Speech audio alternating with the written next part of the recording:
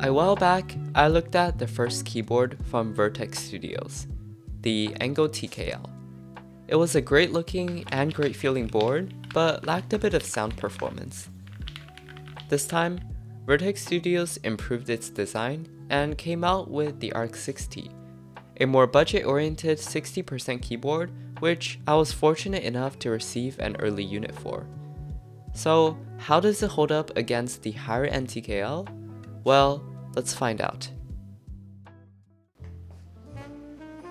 Just like the Ango TKL, the Arc 60 comes in a beautiful box.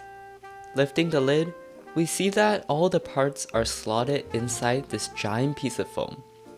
This is probably the most unique keyboard packaging I've seen, but the extensive use of foam takes up more volume and weight, which adds to the shipping price and the garbage truck. However, this is something I'm willing to compensate for the remarkable unboxing experience. First off, a screwdriver. Next, an accessories box containing some extra screws, bump-ons, some alignment pins, and 2 sets of gaskets which we'll get to a bit later. Here is the aluminum plate with no flex cuts, and the 2 PCBs, hot swap and solder, also without flex cuts. Hopefully, that'll improve the acoustics of this board. Lastly is the beautiful keyboard in the Aloe colorway with the silver aluminum weight. You can also get the iPhone Pro Max. No, not this one. The iPhone Pro Max, which includes all the foam you'll need. I don't know why they decided to go with this name.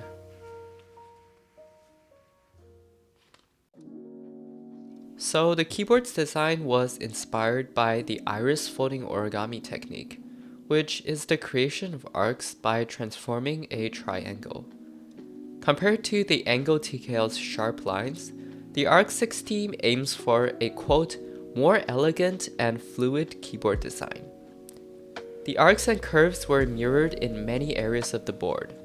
The top frame was chamfered and transitioned to a cherry lip.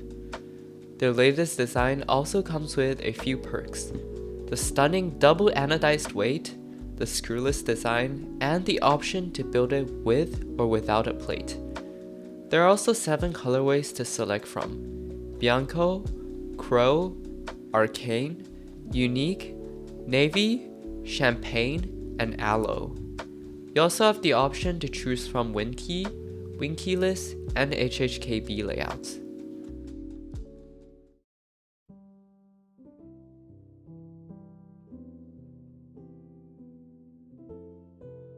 I really want to try out different options on such a configurable keyboard, so I went with the hot swappable PCB.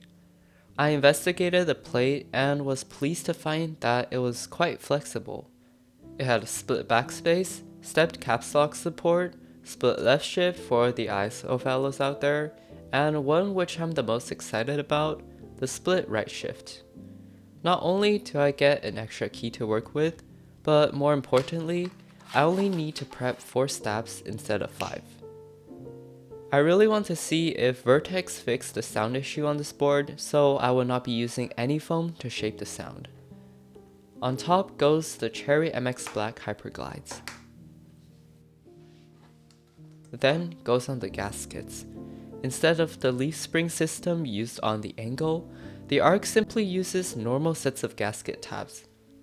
Unscrewing and opening up the case, we discover a thin sheet of black foam on the connecting points between the top and bottom chassis. This reminds me of the double gasket system from Keychron, which I guess is to prevent case ping. There is also a layer of aluminum that you can remove if you want to mount this keyboard with the PCB.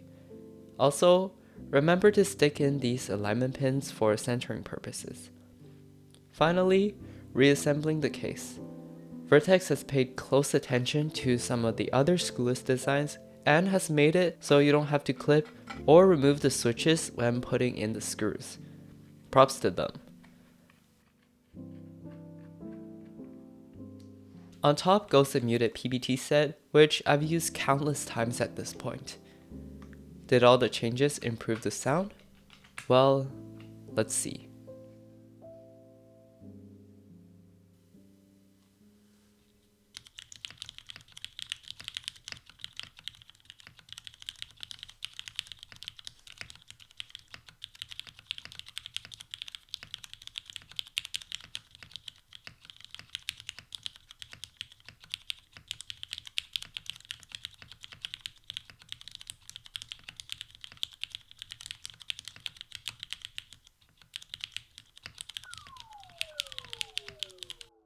The lack of flex cuts and the smaller case positively impacted the sound of this board.